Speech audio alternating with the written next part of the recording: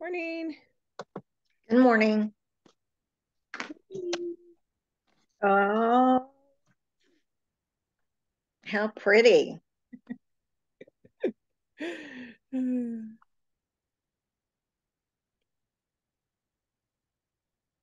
Pretty until she's digging her claws into your legs. Well, do your cats sleep with you at night? Yes, they do. Well, at least you got a free electric blanket. We just have a big old camp out party. How funny. Do you buy them Christmas presents? I don't need to. Everybody else does. We just get so many. We had new squeaky toys last night that I woke up to at 3 in the morning. Oh my gosh. It's like, what is that frog sound? Oh my God. We had a new chirpy toy, we had a new frog toy, and we had a new crickets toy that we were playing with last night. Oh my gosh. Hi, how are you? Hey, I am good. How are y'all doing? We are good. So good to see you. We were just You too. talking about, hey, let go this one here. Oh, I should go get mine. I've got where's my Maltese? Come here, Priscilla. We gotta introduce you. I gave her a haircut. I see the puppy in the background. Oh, do you? Yeah. The big one. Guy. Yeah. And then there's Oh, hello. yeah. Oh, How fun. The animals make everything better, don't they? Yeah, they do. that's the one thing about Zoom calls that I like is seeing people's animals and Yes. yeah. They're little, like little whatever's on their desk, like that makes them. That's awesome. Oh yeah. Oh yeah. Where'd My you get that? I persona. need to get me a Catwoman one. Oh, okay. Yes. I think it was Amazon. Yeah, that's great. Uh-oh. He gets jealous. Oh, Put him on sorry. I don't know. Shall we? I hope this works.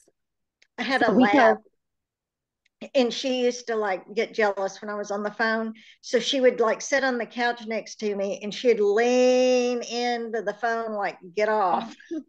That's what mine does. Triggers. I even took him for a walk, but it didn't work. Oh. Yeah. So, all right, I'm ready. Yeah, I don't know what. we're gonna wait a couple minutes. Cool. I know Brad's not joining today, but we should have a couple others, and we're still waiting for Kayla. She's also going to share her strengths with us today because you guys have some in common. Okay. I saw that. So yeah, we'll just wait a few minutes till we get a few more people on, and then I'll kick us off with everything. Okay. I'm gonna get up and pet the doggy door. Yeah, you do what you need to do. Open it back up.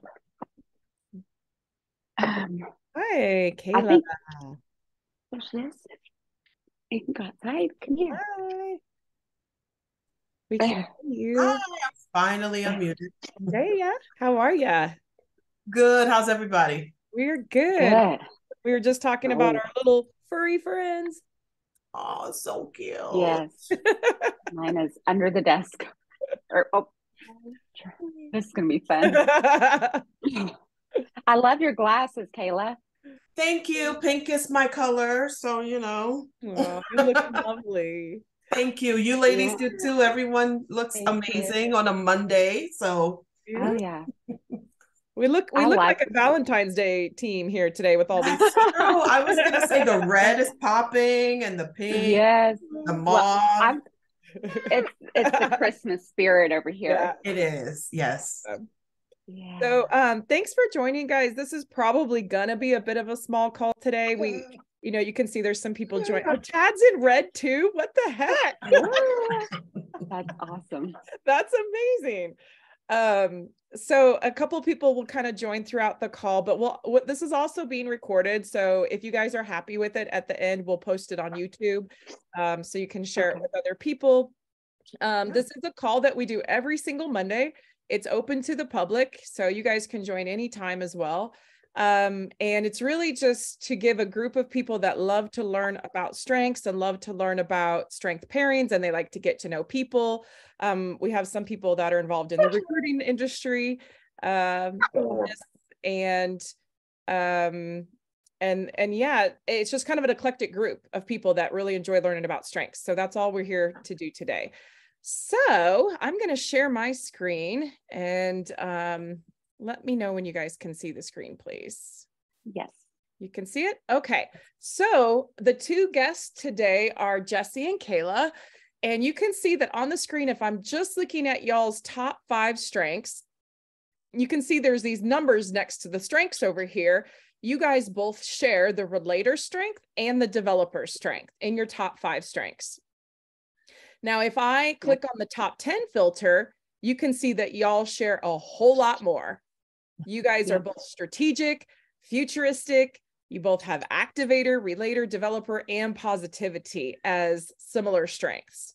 And then you have a bunch of individual strengths as well. So that's why I set y'all up to talk on this all together, because you guys have so much similarity, but then you have these variations and differences in your strength set as well. Okay, so first thing we're going to do is we're going to have you introduce yourselves. I'm going to start with Jessie, just because you're on the left over here. If you could just tell us like where you started from a school standpoint, the different various jobs that you've had, and then, you know, how you got to where you are today, how we met, and then what you're doing today and what you're really driving forward towards. That would be amazing. So yes.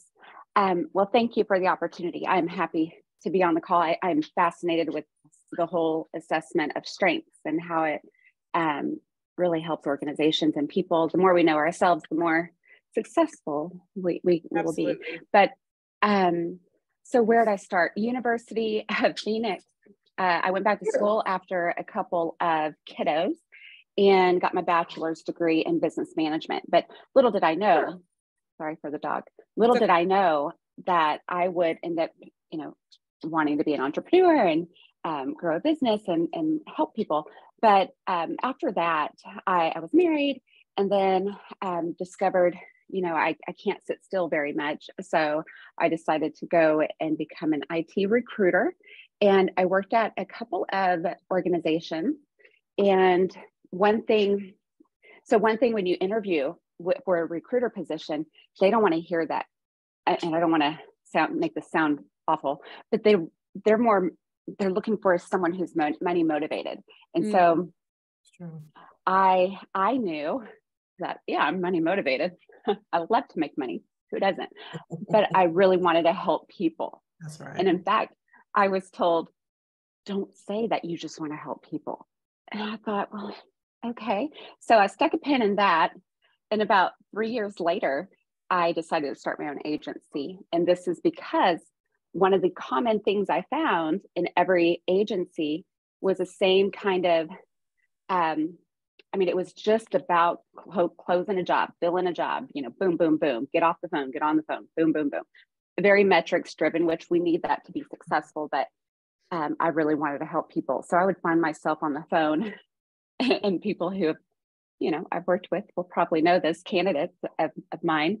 I'll just stay on the phone and really want to know about them and how I can help them succeed. And so this is where Bolton Resources was born. And cybersecurity, specifically during COVID, I decided I wanted the business to specialize in, okay, by the way, the pulling is my German Shepherd. Pulling to keep him quiet, y'all. Pulling a toy from his mom. That works. So, yeah. Okay. Anyway, so I wanted to specialize in that. Cybersecurity, I find is awesome. I think I believe in it.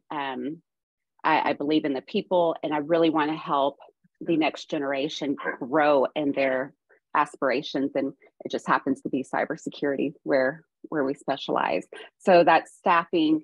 VCISO, so everything from entry level, even high school, college, the aspiring cyber professional, to CISO executive.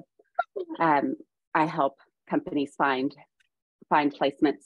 So, but on the other side, the business itself, the culture is focused on the workforce. So my heart behind it all is to enable the workforce and to focus solely on the candidate, provide coaching services, any resources. I'm building a platform for those tools.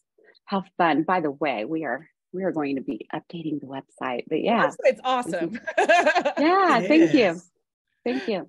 And so, do you also help people who have never been in the cybersecurity industry. Maybe they have lots of other types of, experience or background, but they're wanting to make their way over into cyber, since cyber is a really big demanding area right now. Yeah. Do you help people bridge that gap? Absolutely. Yes. That is my sole focus. And it just so happens.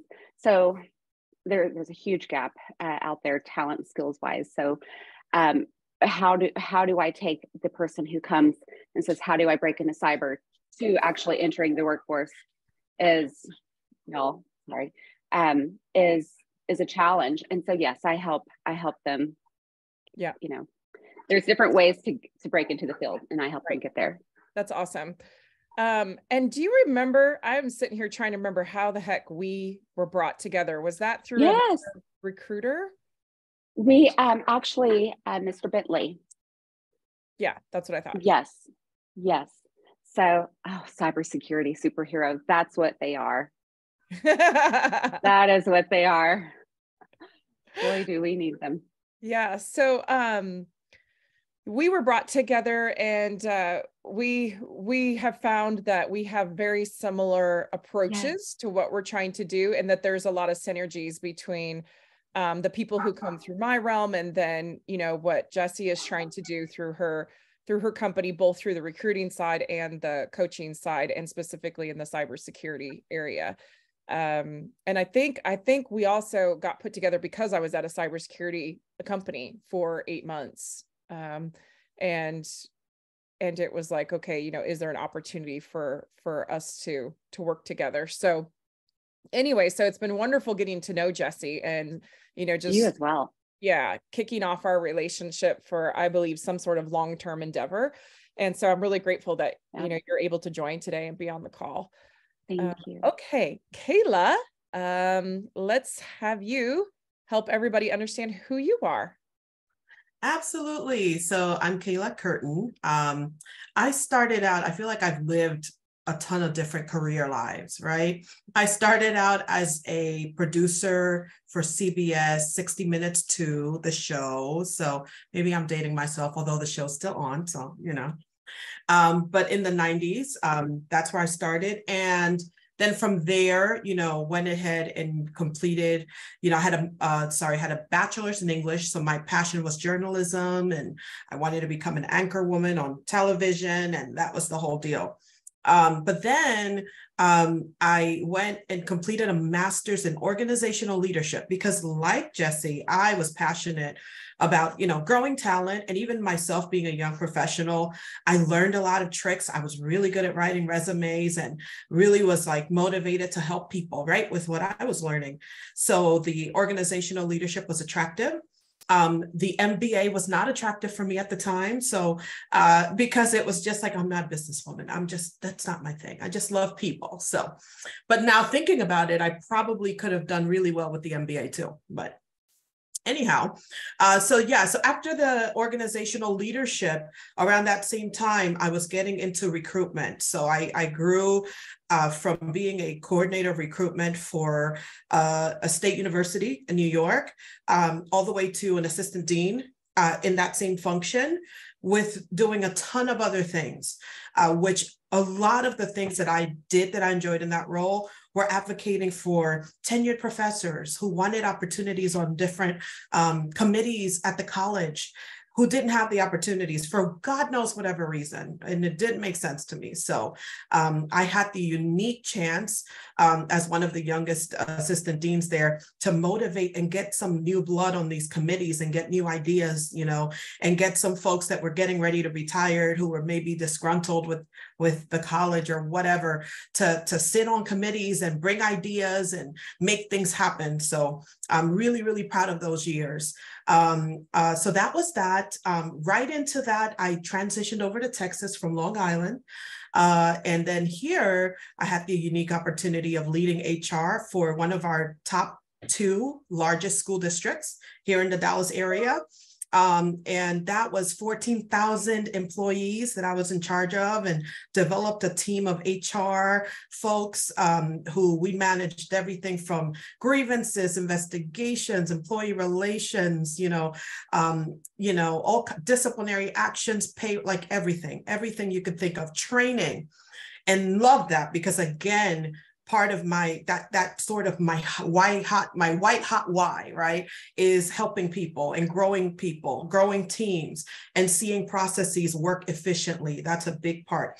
So got to do a ton of that at that particular employer. Transitioned to a division level healthcare HR role, which was lots of fun. Got to support some of our officers for the district there. Did a ton of work with leaders. So this was like my exposure to senior leadership. Although I had always reported to senior leadership, this was my working and partnering with them and helping them make decisions and influencing decisions at a division level. So this was really cool opportunity. And then from there, actually, Brandy, you and I were connected because from my transition there, where they went in a different direction strategically as far as a global company. So while I was in between roles, Brandy and I were connected, and Brandy actually was my amazing, fabulous coach. So poor Brandy, I'm like, you really actually should collect copays because ma'am, you are a counselor, you are a career coach, you are a business savvy person. You were just so creative and so empathetic in how you helped me. And honestly, my family, my husband as well. So we are so grateful for you. But so Brandy and I connected in that in between time.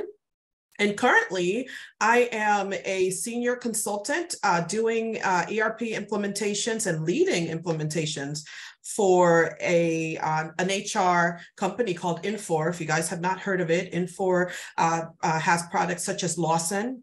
Some of you may be familiar, S3, those of you watching, and now Global HR. We have Global HR Payroll and some other amazing talent solutions as well, that as a professional coming from the end user side to now the implementation side, I am so proud to represent and be an evangelist for Infor and for our products, because guess what?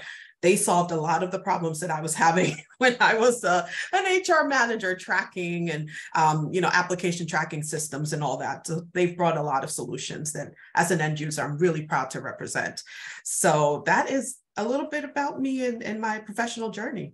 And I also know that you do have a website that you have up. Yes. So tell us a little bit about this. I will. So Keyla Kirton Consulting, that is my, it started really as a passion to bring the information that I know that I've learned from corporate or larger organizations to smaller nonprofit.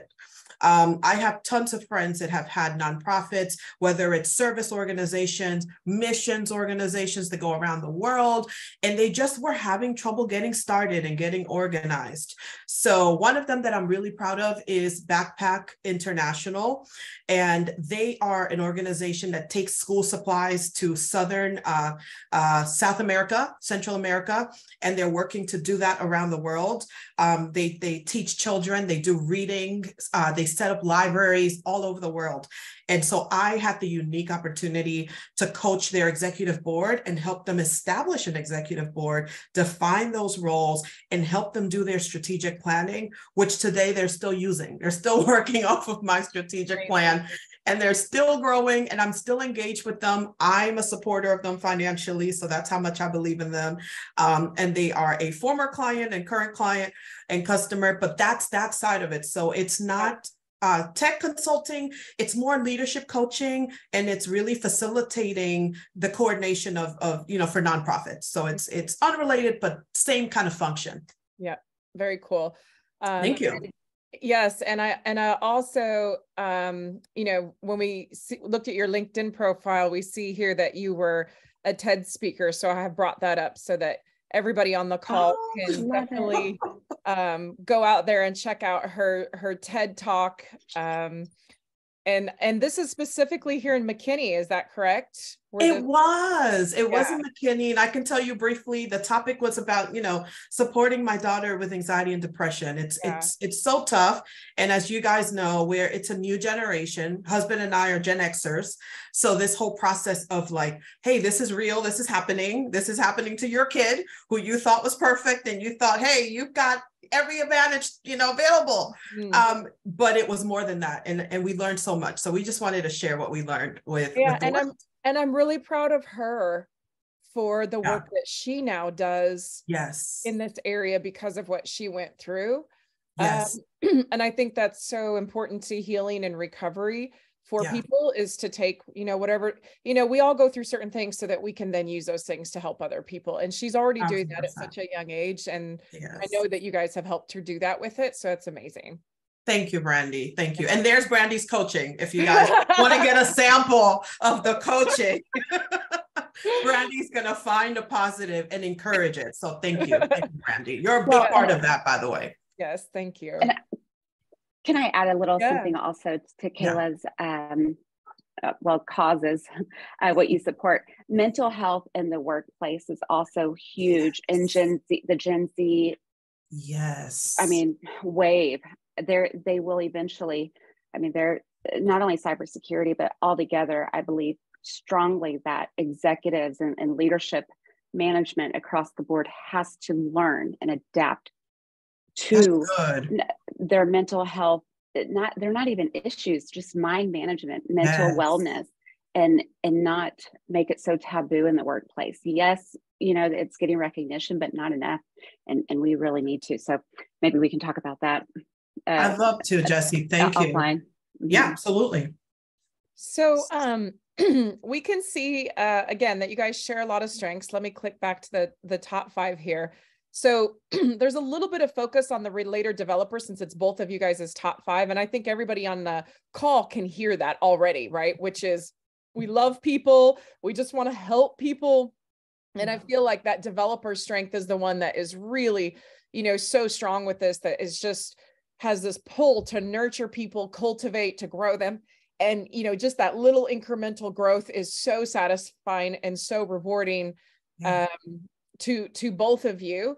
So Keyla, let's look at your strengths really quick. And maybe you can share with us how you've achieved what you've achieved, and some of the things that you've done based on the strengths that you have, and how you feel that those really tie into what has driven you to do what you do.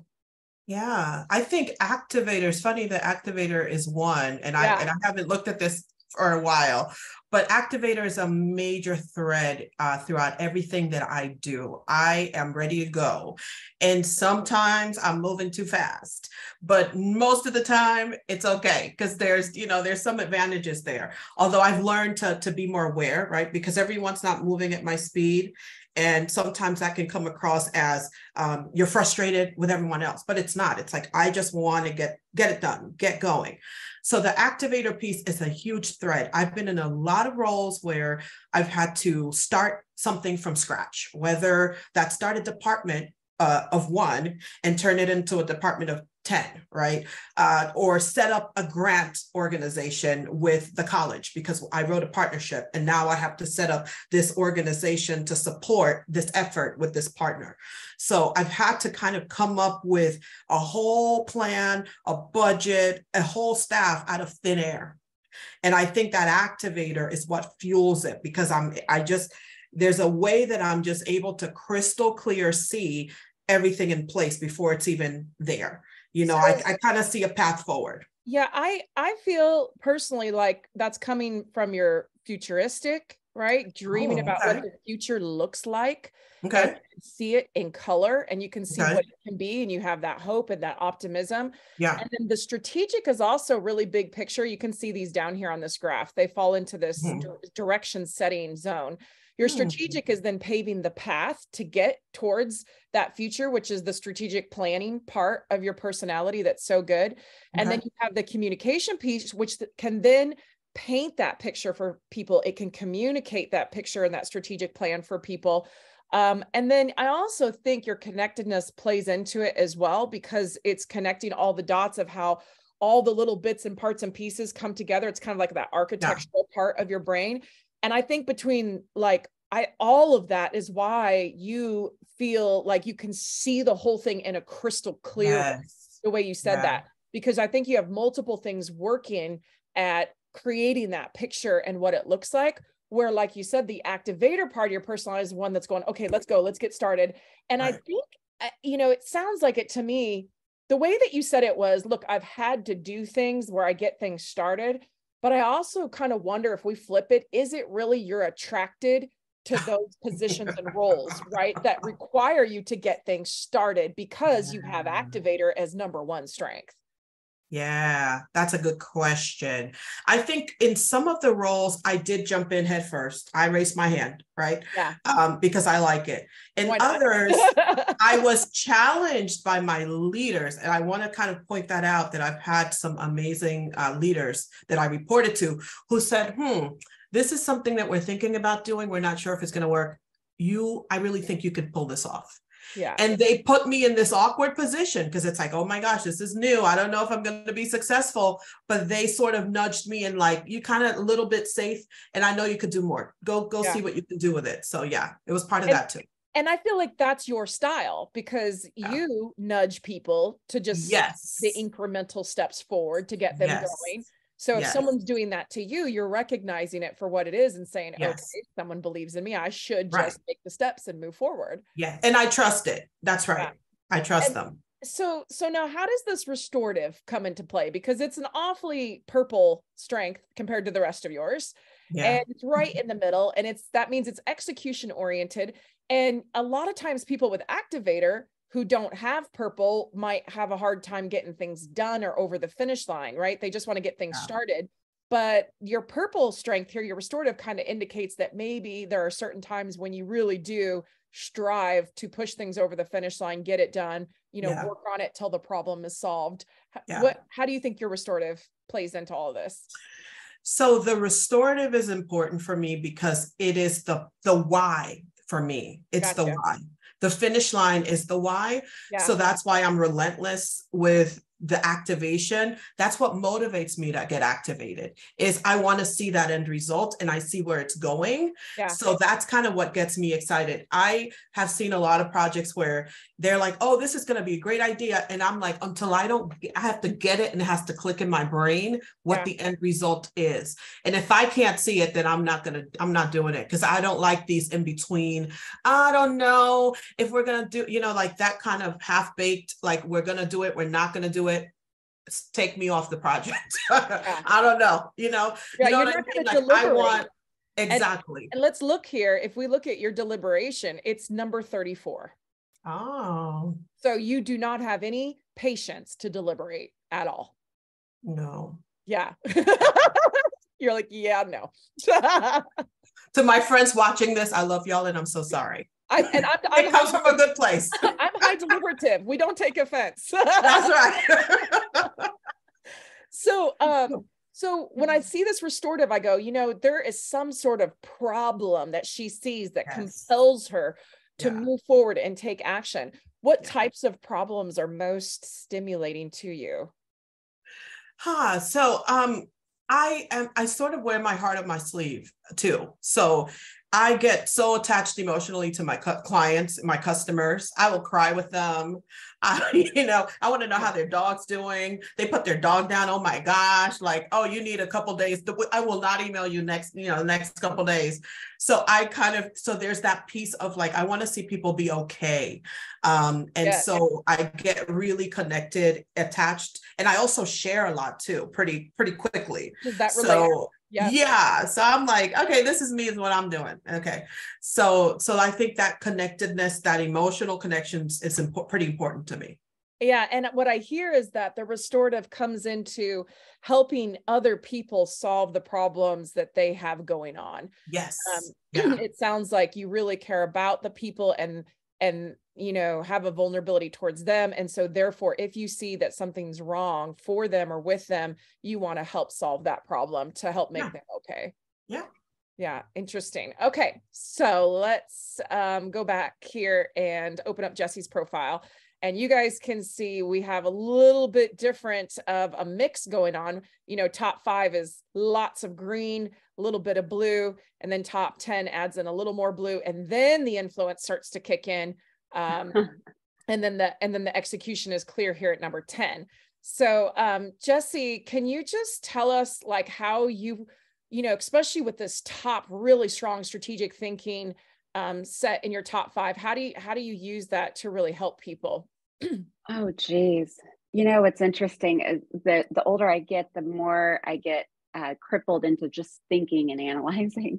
I didn't foresee myself ever being this way. I remember as an 8-year-old, I wanted to be a child psychologist. I knew it. And so, and then as I think about, okay, when I decided to get a bachelor's degree a little late in adulthood, I thought business management will be just fine. And so, you know, I could do a lot with that. Well, as things come together and I started, you know, the business and Bolt resources. And then I thought like at the end, and as I plan for next year, I'm thinking, what is it?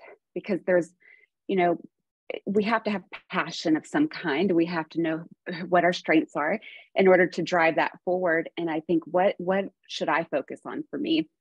And what drives me, I guess, sets my soul ablaze, and that's loving on people all day. But also I love to think, and I love to read, and it gets a little obsessive, as I guess you can see here. Well, and I heard you say earlier that you love to help people think outside the box in order to get them to like come over into the cybersecurity industry in creative ways, right? You said there's ways to tackle that. And so I feel like that's one thing you have really special to offer people is the non-traditional type approaches to getting something done. Right. And so the way I guess influence others and encourage them and inspire or motivate them is more helping them. I encourage them and I point out in ways that they can understand where they need to grow. So I guess we all want to be right in certain areas. And so it's a matter of getting to know who they are and then pointing out, okay, what are you doing to drive the or move the needle forward? And, you know, well, maybe, you know, just making different suggestions, but according to when I see things, I see them a little differently. But how do I communicate that to people? I don't know. I mean, if you were to talk to and then it looks like you also have that activator like Keyla, right? Which is to give them that nudge forward. That's what I heard with her. Yes, a lot of that. But sometimes I'll overwhelm with just a lot of ideas, I get very excited. And I think for the other person, I know I need this. And you are an excellent coach, by the way. You have a gift for a little bit of all of these. And I don't know how. I tend to lose focus very easily and I move because I'm thinking so much.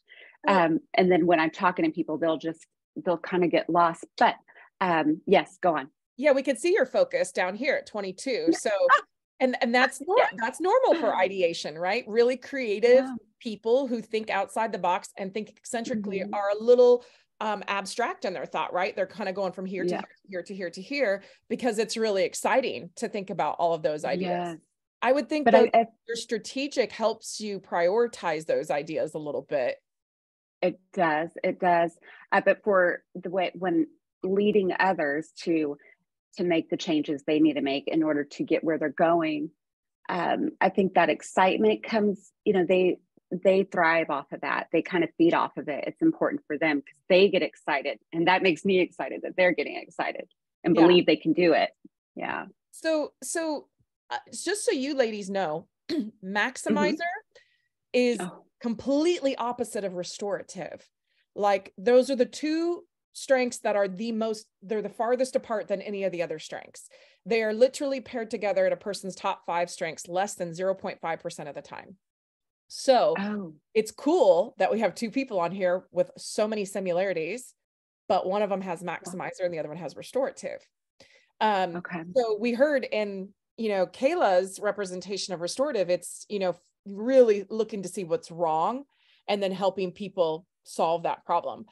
For you, it's maximizer, which is typically where you are looking for elite talent, high performers, people that, you can not only develop, but whom you can also help lift up to a place of excellence.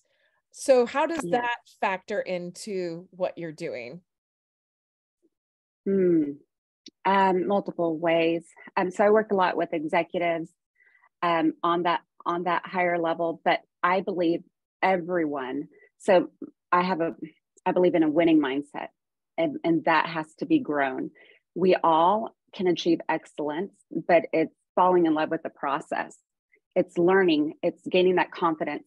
So helping the workforce, candidates, applicants, everybody who comes through Bolt resources. So by the way, if anybody's watching, whoever ends up watching this, there will be Bolt Cyberforce, a community where anybody who comes in it's going to be a culture of winning, of growing, and you fall in love with that process.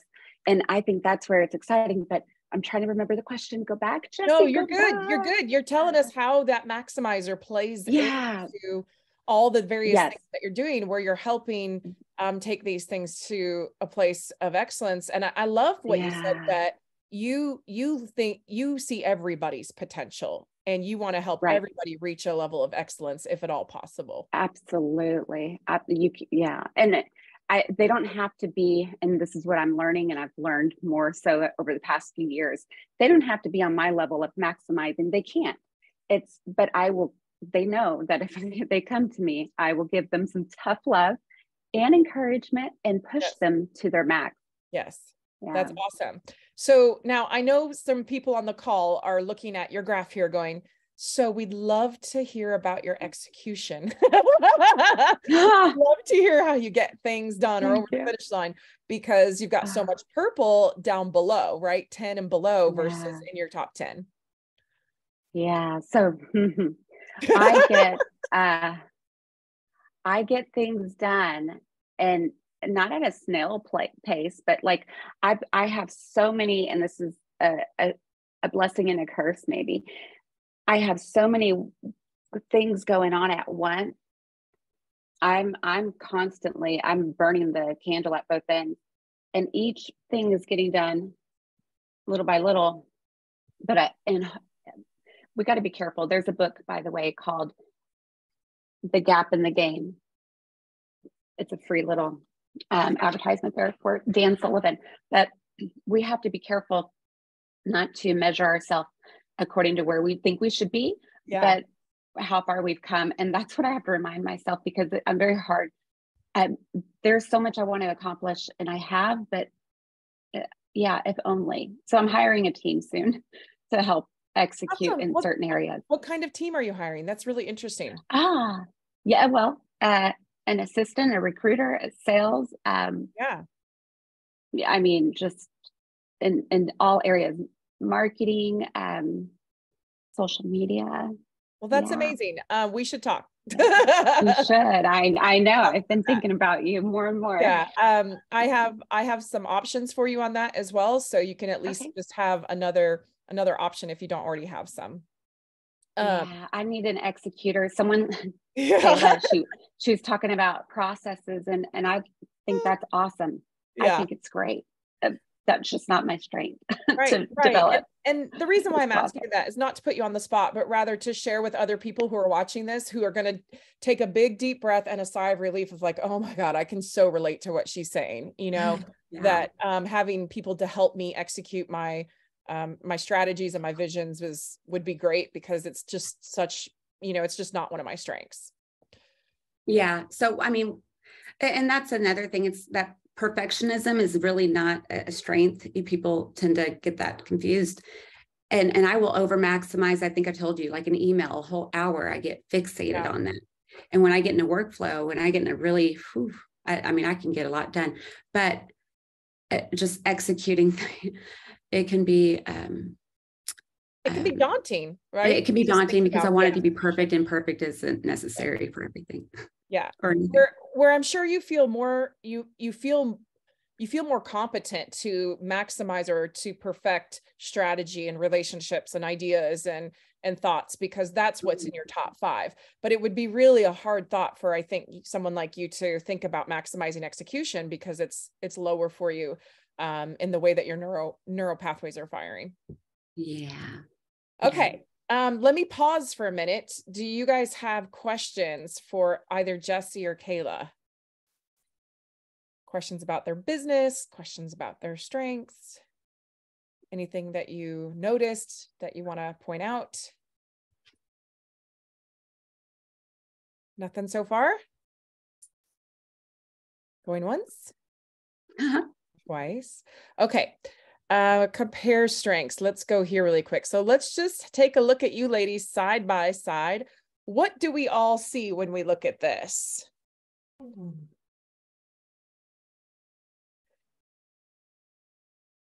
Oh, we have woo in here. We have Keyla with woo clear up at 7, and Jessie with woo clear at the bottom. Woo. So let's talk about that. What's the difference? Keyla, what's woo mean to you? Ooh, and I am beating myself up because I just knew I was not going to have woo up there in the top 10 because I think I'm a realist. So I thought, to me, woo is like those people who try to, like, flatter and all that stuff. But I could see it because I do care about feelings, and I care about how people feel when they're working with me. I want to make sure they're okay. So I do have a line where I am very direct and very honest, but I also care that you're comfortable and okay. So I'll make that a priority if it's something that you have to kind of work on, or we have to get straight in order for you to be effective. Because for me, that activator part's dominating even the woo. Sure. Right? If we're not connecting and the, as my daughter says, the vibes are not right or whatever, then it's going to get in the way of us being effective. So the woo part is I've learned to prioritize that even with her, because she's very creative and very, so I've had to kind of bend to be more understanding and be empathetic to people who need that connection. Yeah. So I totally see it from that perspective. Yeah. And you can see the empathy is low for you. So it does make sense when you say, that you have to really work at being empathetic and seeing things from her point of view. Yes. And the woo is usually like the one that just wants to win people over. It wants to win them over to what you're doing. It wants to win them over to the nonprofit work you're doing. It wants to win them over to the services. It just has a desire to influence them and to bring them on. And it can usually really have a lot of not perseverance, but anyway, it can withstand long periods of time in a social environment, and it can just talk to someone and then talk to another person, then talk to another person, talk to another person, and it gets energy from that rather than shutting down from that. Where when we look at Jessie's, we're going, oh my God, that conference setting where she has to talk to someone and then talk to another and then talk to another and talk to another, it could be a little exhausting to be out there like that, especially all day long. Yeah. Is that true for you, Jessie? Oh gosh, yes. Yeah. I mean, people see me as an extrovert because I am very present wherever I am, especially with people one-on-one. You're going to get my full attention, but I'm moving very fast at conferences and meetings or what have you, and my brain's going, and it's going a little too fast for myself. That's an activated intellection is what that is. My brain is firing. I exhaust myself. Yeah, if you spent 52% of your time by yourself and you spent 48% of your time with other people, you would be at complete balance. This is symbiosis for you. But when those get tilted a bit, where you're having to be too extroverted or even too introverted, then you could feel a little off and not as energized. But when you're getting to do about half and half is where your energy is going to be the strongest. Yeah, I refuel by myself. And if I'm writing and learning, like reading, I feel like I'm regenerating. I'm filling back up. That's where I get my And then, the validation comes from people saying, hey, the things you're suggesting are working for me. And that's where I thrive as well. But interesting. Yeah. Do you feel though, Jessie, like if you're introverted too much, you also get a little anxious, like you've got to get out there among the people again? I think that happens with everybody. It should anyway. I would think it doesn't happen with high introverts. Right. My daughter's an introvert, big time. Yeah. She prefers. Yeah. I will. I've spent a lot of time alone this year. It's a lonely world when you're building something and it's never where you want it to be. Yeah. And then I find that, and I wonder how many people actually watch this and think, there's sometimes when I'm talking to people one-on-one and I look like I'm lost or maybe not there. And I feel like the more introverted I become or by myself and happy in that place, the more weird and awkward I might get. Also you might get out of practice. And I think that is such a good point for when we're thinking about, like I have a friend who during the pandemic, she didn't let her child see any other children for 2 years, right? Just could only see the family and couldn't see. And I just think, oh my goodness, right? Like that child hasn't gotten to practice anything socially and is going to be so behind when they actually go to school and they're trying to have these social interactions and they're trying to understand how to act with different types of children. So I think that, all of us were impacted by that and sort of maybe put behind a year or 2 years in our social interactions because it's all practice. It's just like public speaking. Exactly. You get great at public speaking if you're doing it all the time. You get crappy at it if you haven't done it in a long time. Right. And it's not to say I'm too far back. It's just, I think everyone, we need each other. We are a relationship.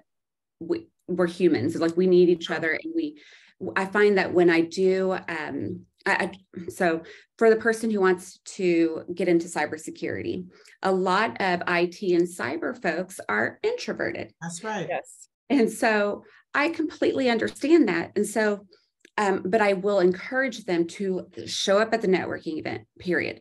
You just got to show up and shake the hands and introduce yourself. It becomes easier. But I adopt a certain, persona. I go out and I just do it. And and then I end up leaving and I'm better for it. Yeah. So that's an interesting tactic to, for people who are really uncomfortable with it, to just put on a persona if you need to get out there and play a part. And then just see how that goes. And eventually maybe you can take on some of those things as your own, right? Keyla, what about you? Let's look at your energy. It looks like you're slightly more on the extroverted side of things. Is that true? Yeah, I think it could be. I'm a person that does it scared. So I'm willing to do a lot of things scared. So I think it comes across as extroverted, but I have my introverted moments. Yes, you do. I mean, it still says 45% of your time is where you're happy being introverted. Definitely. Especially if you're solving a problem or dreaming about something. Yeah, I get very focused and it's funny because Jessie talked a lot about her books. I promised myself I wasn't going to book drop because that's all I talk about is books. Book drop all you want, please. So I was like, I love books. I try to read a book a month, but we'll talk about that later. But anyway, but with the extroverted, that is very true because I think a lot of the things that I've had to do, presenting, coaching, all of that requires me to depend on that quite a bit. And I've grown to be comfortable in it. But there is a part of me that loves to be behind the scenes and get quiet and get in a corner. And I think that's the balance probably that makes me a good coach, because while I can do the job and I can help folks and they're always like, oh, can we hire you? And I'm like, no, I'm going to show you how to do it.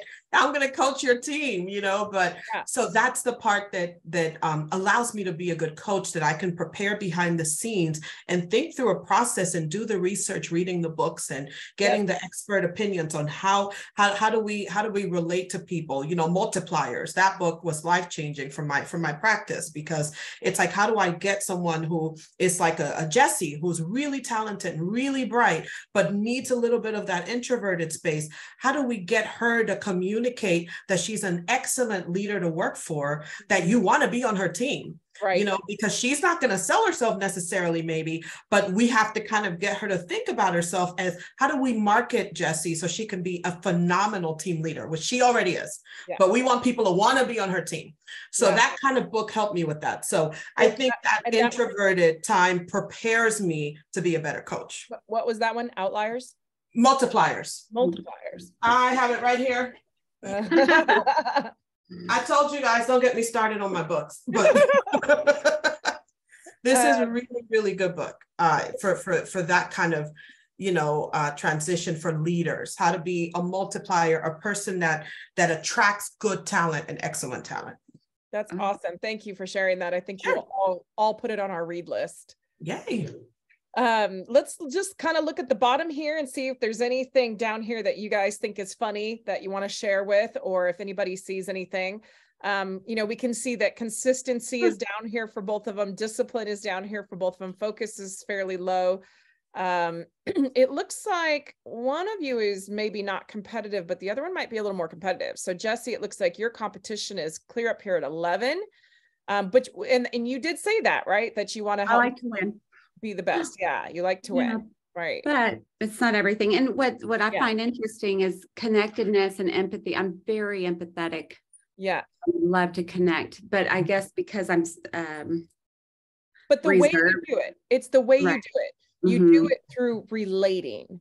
You do it through developing and growing others. You do it through wanting to bring positivity and a positive environment to people. So yes, you are doing those things, but you are coming at it through these methods versus the way that someone with high empathy or connectedness would come at it.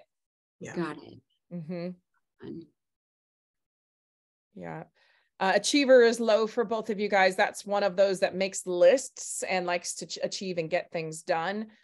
And I am shocked about that, Brandy, because I'm a list girl. Yeah. Always. I just, if it's not on the list, it's not happening as far as I'm concerned. Yeah, then you would think your achiever would be a bit higher then. Yeah. I make lists, but there's too many. I make lists in different forms. You're like, I make a list and then I just chalk it up. Okay. No, I go back to my list. And in fact, my outlook is so like this, because it's like, stop. Pick up saving. Yeah. Less than 10 minutes. So that list. I have Alexa reminding me of stuff every 15 minutes. Oh, that's good. Oh, you said Alexa, didn't you? Yeah, I did. Man, I gotta do that. That's a good one. That's so funny. Pick up my daughter. That's it. I mean, it gets bad, y'all. Yeah, don't name your child Alexa, okay? She just heard you, Brandy. I know. I'm so loud. Harmony looks like it's low for both of you, which doesn't mean you guys aren't necessarily non-harmonious people, but it means that you are comfortable with conflict is what this tells me, is that conflict doesn't bother you. You're happy to address it. You're happy to just, take it head on. You're not necessarily going to be shy about your opinions. You're just going to say what needs to be said for whatever reason and move on with life. Is that a true statement for both of y'all? Very. Ask my husband. Yeah. It is. But I say it in such a way, I don't believe I have to agree. I think disagreeing is okay. Yes. Meeting people where they are is very important. But when you're someone like Keyla or myself, you're going to get resilience. People aren't going to agree, and That's true. It doesn't break me. And I think too, with that, I think once I've talked about it, I feel better and I am done with the issue. And I think I have to remember that some people talking about it is the beginning of them processing the issue. Sure. But for me, I think, process, and resolve in the same conversation. That's why I ask my questions. I tell you how I feel. I listen to how you feel. I go, oh, okay. And then we're good. And I'm telling you, if I'm telling you we're good, we're good. But some people, because they don't process that way, they're like, are we really good? Are we really? And I'm like, yes, I'm not even thinking about it anymore. Well, but I have to give grace for people to kind of process. What I love about what you're saying, Kayla, I love that you brought this up, because you are high communication, right? So you are going to learn through communication. You're going to talk things out through communication. You're going to solve problems through communication. You're going to say, this is how I'm feeling through your high communication. And like you said, with the activator, you're doing it all really quickly, right? Yeah. So you're going, hey, there's a problem. You're identifying the problem, which is the restorative. You're going, let's talk about it. You're very comfortable talking about it. And then you're like, and let's resolve it. And then let's move on. And your activator pushes you through that whole cycle extremely fast. Where in a moment like that, let's say you and me, we're going through a moment like that, right? Yeah. My brain actually doesn't do everything yours just did. Mine actually observes the entire time. So so it's after the conversation that I am actually able to sit there and reflect on what just happened. How is she feeling? What did she say? What does she really say? What does she really mean? And do all of that, you know, let's say intellectual thinking of, okay. And I also think through, she probably wanted me to react like this. I probably didn't. I probably need to go back and say this, and I probably need to make sure this is happening. And I need to say, I understand this. And like, because I'm in observe mode, I don't actually engage in that moment very well. But once I've had time, like you said, to go back and process, it's so much easier for me to come back and say, hey, by the way, you've probably moved on. Great. But let me just, you know, add my 2 cents in here. Let me tell you what my actual thoughts are, not just my reaction to what you were doing. And I think part of that is also just caring about other people and what you need in that moment, which is my recognition of, you need to vent, you need to get it off your shoulder, you need to process this really quick, you need to think out loud, you need to work through this. And so giving you that moment. And so I think it's so cool for us to be able to have that discussion today, to share with people that there are different ways that people come at that type of conversation, communication, or conflict or discussion. And for all of us to be recognizing what that looks like for the other person. Good. Okay. Nobody else has said anything. Anybody else on the call? Tad, David, Janet, any of you have anything? Janet, I know you have restorative in your top 5 as well. And Tad, you have connectedness. Any thoughts? I'm just looking at Jessie's side, has the green and the blue up at the top, and I see the orange kind of going more towards the lower part, and Kayla is a little bit higher on the orange. Am I just looking at those as categories? Yeah, no, I think we might be safe to say that Kayla might have more of a mindset of, how do I get somebody to do something, right? That natural influence. You know, with good intent, by the way, not with ill intent, but she may have more of a thought process going on of, I really want to try to get this person going and get them moving. Yeah, that's a good observation, David. Okay, I have a question on why I think it was stated that Relator doesn't necessarily know patients with deliberatives. It's Activator. Activator is completely opposite of deliberative, because Activator is act without thinking, just go. Just like, let's just go, we'll figure it out later. Where deliberative is, no, wait, stop, let's think about it for a minute, and then we will take action. They're very deliberate. Right. Okay. Sorry, I had the wrong comparison in there.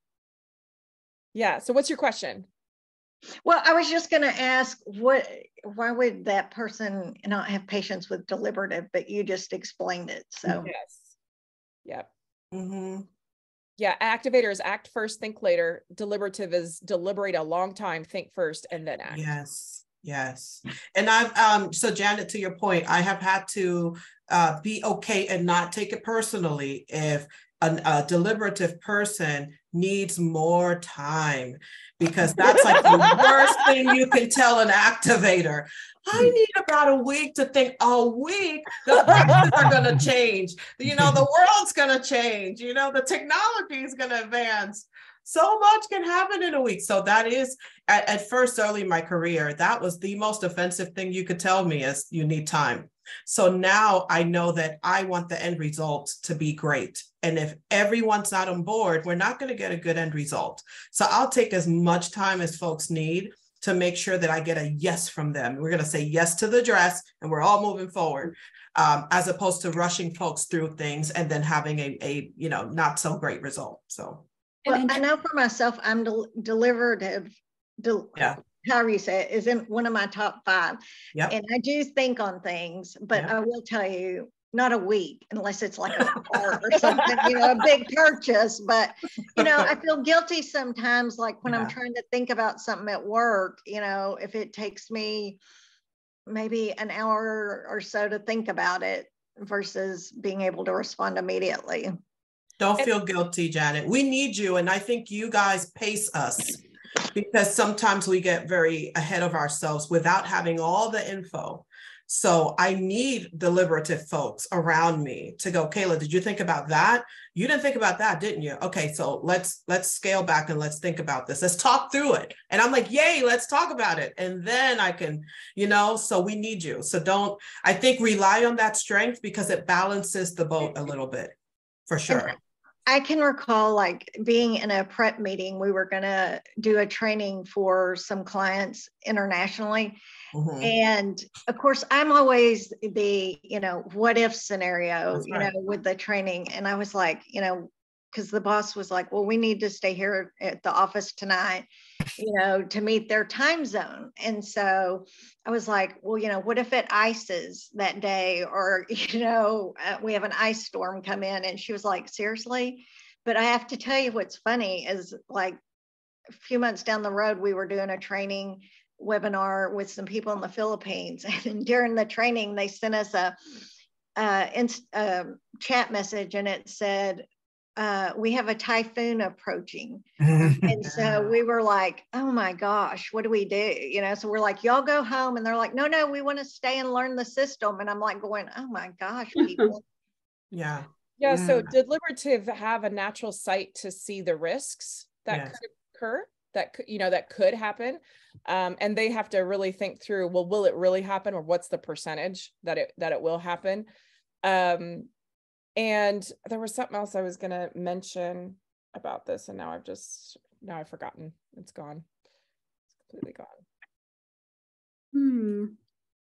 Yep. Oh, I know what it is. I wanted to say there is just a different environment for each person. So I don't want Janet fighting a fire for me, like a real fire. I don't want her thinking about what we need to do when the fire is burning down. Right? I want someone like Keyla to go pick up the hose and start spraying the water on the house, right? I want her to take immediate action without thinking. But I don't want Keyla building my rocket ship that I'm going to sit in to fly. No, you sure don't. No, I don't. I want Janet to think really hard about how everything needs to be built to get me to the moon. So I think that that's an important distinguishment, right? That different people are needed in different scenarios and situations. Well, and it's funny you say that, because my mother is very much would be like what you just described with, you know, the aerospace thing and whatever it was, the example you used. But my dad got a call for a kidney transplant 15 years ago, and I happened to be at the house when he got called. Now, I will tell you, I immediately kicked in there. I didn't sit there and think, should we go to the hospital? Should we not? And we get in the car, and my dad's like, where the blank is your mother? And I'm like, I don't know. Let me go back inside. She was vacuuming the carpet. And she's like, in case somebody comes to the house. And my dad goes, my gosh, we're going to be at the hospital, not at the house.